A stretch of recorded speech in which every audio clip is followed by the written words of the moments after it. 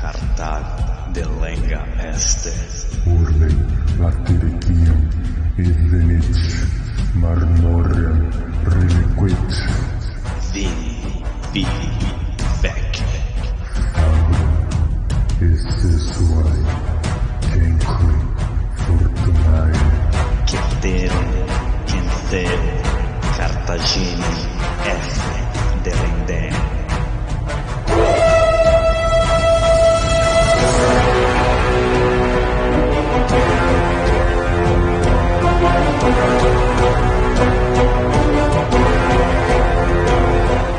Alô amigos, alô galera, estamos de volta para o 97º episódio do podcast Roma Nua e Crua. Quem vos fala é Bruno Prandi, seu apresentador e editor deste humilde podcast. Um salve para a nossa tetrarquia.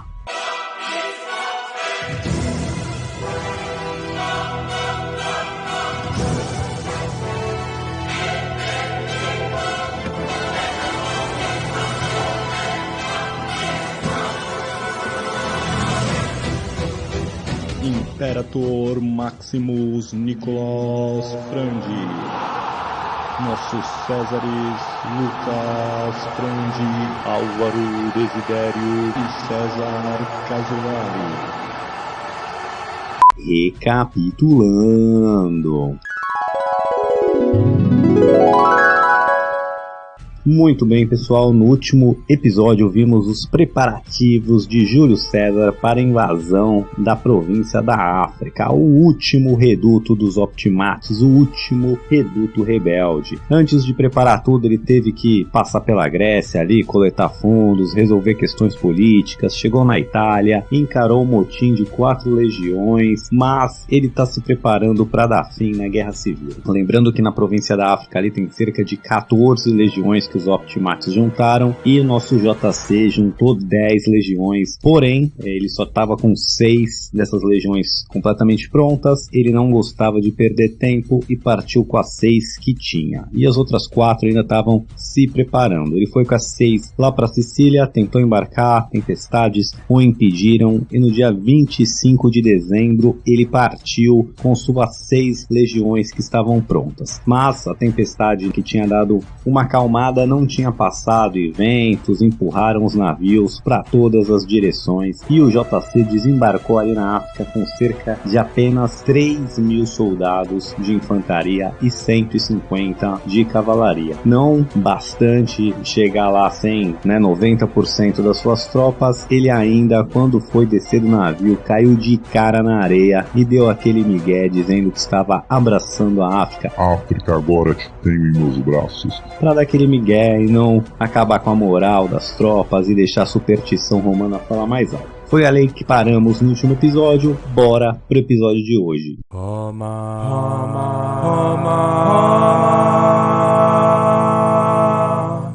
Roma nua e crua. Então o JC está na África, o começo da viagem não foi muito promissor, tempestades que o impediram de chegar, quando chegou caiu de cara, com 10% das suas forças ali, quase basicamente 3.000 soldados, um pouco mais que meia legião, e ele chega perto da cidade de Hadromene, uma cidade que seria a Tunísia hoje. Essa cidade ele tinha uma guarnição de cerca de 10.000 soldados, entre eles romanos e numídios, e essa guarnição era comandada por Gneu Pisão e pelo Concídio. O JC chegou, estava com forças pequenas, ele tenta primeiro ali estabelecer um contato com a cidade, tentar trocar uma ideia, mas os Optimates, os que sobraram ali, era realmente o núcleo duro anti-César e não tinha ninguém querendo conversa com o JC. Ele então montou um acampamento ali perto, tenta testar as defesas da cidade, ele não sabia quantos soldados tinham, vê que as suas forças são facilmente repelidas e 3.000 soldados nem eram veteranos, os casca-grossa, ele percebe que não vai dar de jeito nenhum para tomar aquela cidade. Pior, ele começa então a receber também informações que uma nova força aí de cavalaria, uma nova força da cavalaria numídia estava vindo em direção à cidade. Fudeu de vez! Ele então, com medo de ficar ali cercado por uma força muito maior, decide que o melhor é arredar o pé dali e montar acampamento em outras cidades, procurar o resto das suas tropas, etc. Enquanto ele estava parado ali, já chegaram algumas comitivas de cidades vizinhas, ele já está estabelecendo ali alguma rede de contato e estava ruim para ele militarmente com aquela força mirrada que ele tinha. Ele então começa a se preparar, né, deixar o acampamento, marchar em direção à cidade de Ruspina, que era ali perto, porém era isso o que as forças ali de Adramento e essas forças numídias aí de cavalaria numídia que estava chegando, estava esperando. Aparentemente o pessoal não queria encarar o JC, né, atacá-lo dentro de uma posição fortificada, e eles esperaram o momento ali do JC sair do acampamento para então o perseguir. Bom, para quem lembra do nosso episódio da Batalha de Utica, foi uma batalha na África, aí da cidade de Utica, e foi basicamente assim que o exército romano, não comandado por César, mas foi derrotado. A cavalaria numídia chegou, cercou esse exército que estava perseguindo ali, já era um exército cansado e tal, estava tentando perseguir a força dos optimates por horas, depois foi cercado pela cavalaria numídia e foi massacrado pouco a pouco.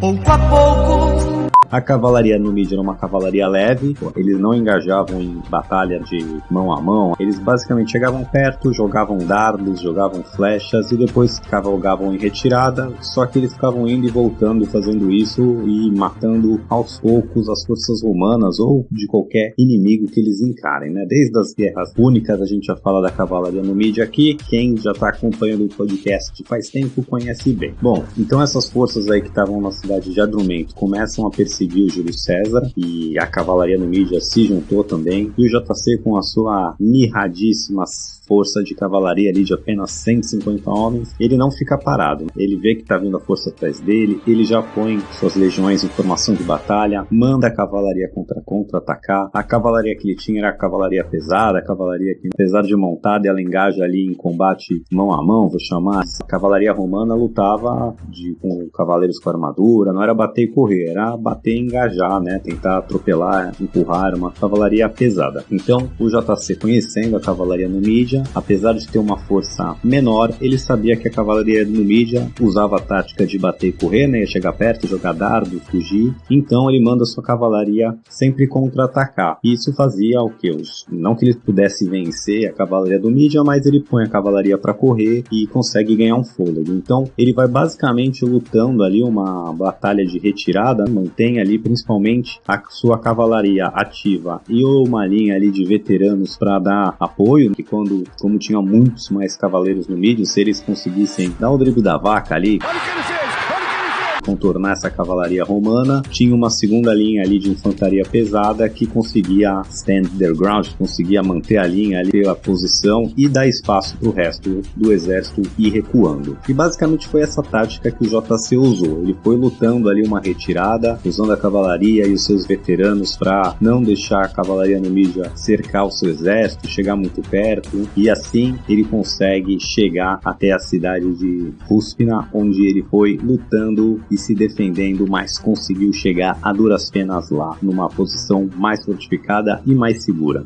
Depois de chegar ali na cidade de Ruspina, ele já logo monta um acampamento ali perto, começa a coletar recursos, lembrando, né, que os barcos não só transportando as pessoas se perderam na travessia, mas também os barcos com suprimento, então a situação ali estava ruim. O bom de ter um exército pequeno e uma cavalaria pequena é que você consegue se abastecer de maneira mais fácil. Alimentar 3.000 pessoas é bem mais fácil que 50.000. Porém, não tinha uma linha de suprimento bem estabelecida e precisavam sair para procurar comida, foraging, e o que acontecia? Toda vez que ele ia tentar pegar comida por ali, ir pela região, coletar recursos, a cavalaria numídia estava fazendo patrulha e punha eles para correr, não deixava eles coletarem mais recursos. Fala-me, Nossa Senhora! Bom, então o JC resolve que ficar ali parado em Ruspina também não vai ser uma boa. Ele montou o acampamento, deixa uma guarnição ali e segue aí caminho, vai até a cidade de Lépidos, que era uma outra cidade portuária ali perto. Ali ele já encontra mais alguns barcos que tinham se perdido pela tempestade, arruma mais forças ali, faz mais fatos com outras cidades vizinhas e, melhor ainda, ele descobre por esses outros soldados, tem outros barcos seus, pararam mais a leste um pouco, mais a sudeste um pouco. Basicamente ele fica sabendo que tem outros navios ali pela redondeza que perderam na tempestade, então ele monta ali algumas guarnições tanto em Ruspina quanto em Lep, quanto em outra cidade vizinha e embarca ali com os seus tenentes ali, com os seus mais chegados e vai em busca de outras tropas que estão ali pela região. Com essas novas tropas aí ele consegue, né, depois de achar essas tropas que estavam em Lépidos e aos redores, aí ele vai conseguir juntar cerca de 10.000 tropas, seria equivalente a 2 legiões, né, lembrando que ele partiu com 6, então tá ainda 1/3 das suas forças, mas ele já triplicou as forças que ele chegou na África ali com apenas 3.000. E o que ele faz então? Ele pega essa força maior, né, deixa uma guarnição nas cidades ali, leva todo mundo ali mais perto para Ruspina, onde ele tinha montado um acampamento. Ele agora, apesar de estar com um exército maior, tem a questão dos suprimentos que ficou pior ainda, apesar de ter com mais soldados, agora tem mais boca para alimentar, porém com 2 legiões ele fica tranquilo que dá para sair e buscar comida, né, com uma força grande o suficiente para repelir essas patrulhas Numídias. E para sorte do JC, ele passa a noite ali em Ruspina e no dia seguinte ainda novos barcos que tinham se perdido na tempestade chegam, aumentando mais ainda as suas tropas. Bom, passado esse tempo todo aí, o JC conseguiu juntar um pouco mais das metades das suas tropas, das tropas que ele partiu, né, das 6 legiões aí, cerca de 30.000 soldados, ele já conseguiu juntar 3 delas, cerca de 15.000, mais cerca de 400 de cavalaria. Longe de ser uma força ideal, ainda mais pensar contra os Optimates que tinham 14 legiões, isso daí cerca de 70.000 legiões, mais tropas auxiliares, cavalaria, etc. Então assim, ainda é uma situação crítica, mas pro JC já tá de bom tamanho ali, 15.000 tropas na mão de um general como o JC já fazia um estrago danado. E como ele estava ainda com suprimentos bem escassos, ele já tinha mandado ali mensagens para Sicília, para Sardenha, para Roma, pedindo mais suprimentos, que suprimentos se perderam na travessia, então ele já pediu mais, só que ele sai também, como eu disse, agora com uma força grande o suficiente, ele vai deixar ali cerca de uma legião tomando conta do acampamento e vai sair aí com cerca de 10.000 soldados para ir coletar comida e suprimentos nos arredores de Ruspina. Bom, quando o JC está cerca aí de uns 5 km ali do seu acampamento, perto da cidade de Ruspina, os seus batedores vêm lhe avisar que parece estar vindo com uma força dos Optimates em sua direção. O JC então manda reunir os cavaleiros, os arqueiros que ele tem, se aproximarem ali, se juntarem à sua força principal, vai dar uma olhada e logo vê uma grande coluna de poeira, né, levantado, o que dá a entender que sim, está vindo um contingente, uma tropa atrás dele. Então, o JC não sabe qual que é o tamanho dessa força, mas nós sabemos e vamos passar aqui. Começando pelas forças do JC, né, eu já disse, ele está com cerca de 10.000 de infantaria, cerca de 2 legiões que ele saiu lá para coletar alimentos, mais 400 de cavalaria e cerca de uns 150 arqueiros. E essa força dos Optimates está sendo comandada pelo Labienus,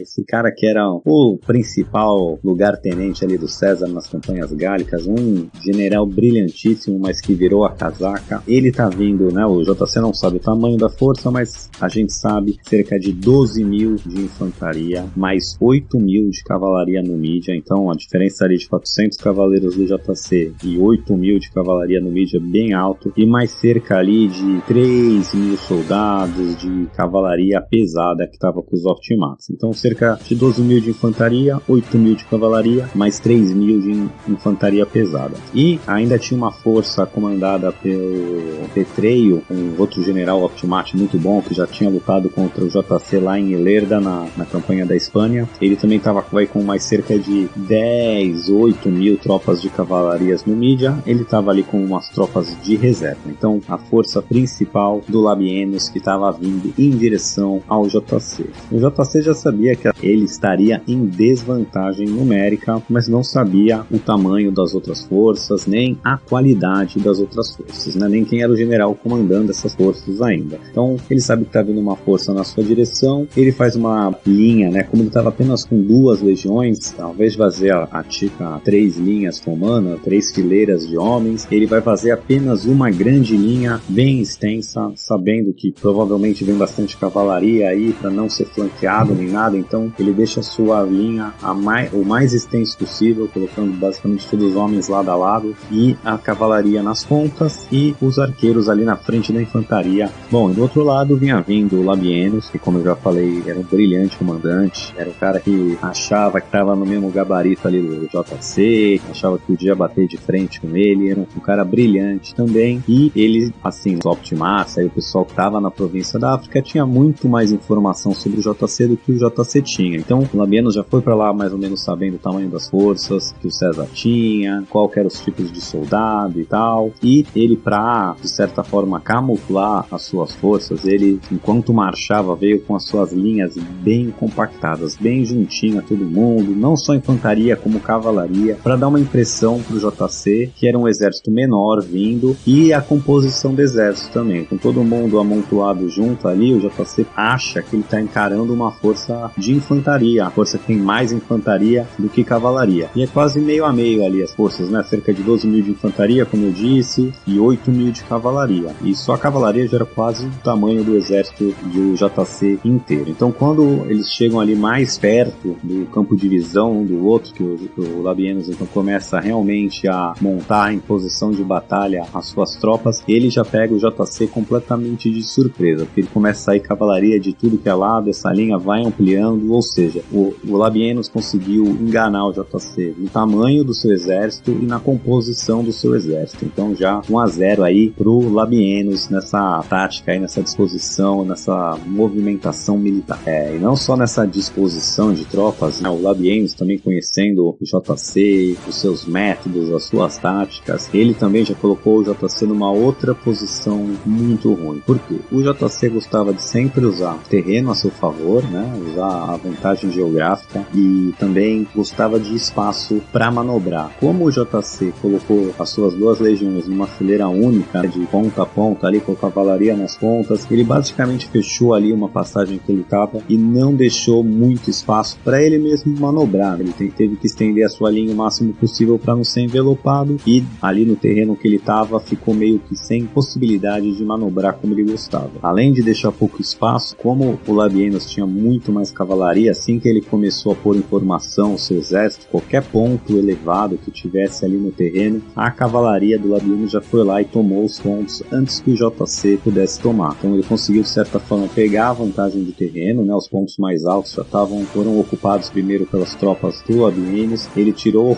espaço para o JC manobrar, usando ali uma tática de enganação, a deception, de fazer o JC acreditar que ele estava com um exército com uma composição e tamanho diferente. Então assim, a vantagem está muito pro Labienus. Bom, o JC era bem esperto e geralmente era o JC que tomava a iniciativa em todas as batalhas, os seus soldados que partiam para cima, mas vendo a desvantagem estratégica ali, tática que ele tá, o JC pede para os seus soldados manterem as posições, segurarem as linhas ali e não partirem pro ataque, deixa que o Labienus toma a iniciativa. E o Labienus não perde muito tempo, ele vendo que o JC tá ali em uma posição de pouca vantagem, ele logo quer aproveitar. Então ele manda que as suas tropas atacarem as tropas do JC em toda a sua extensão, então por a linha inteira para engajar, e nas cavalarias ali dos flancos do JC, que estava com cerca de 200 cavaleiros em cada lado, ele fez um ataque concentrado ali com a cavalaria numídia, e lógico que essa cavalaria do JC, 200 soldados de cada lado, teriam poucas chances de segurar um ataque com mais de 2.000 soldados de cada lado. Então essa cavalaria do JC logo é quebrada e bate em retirada.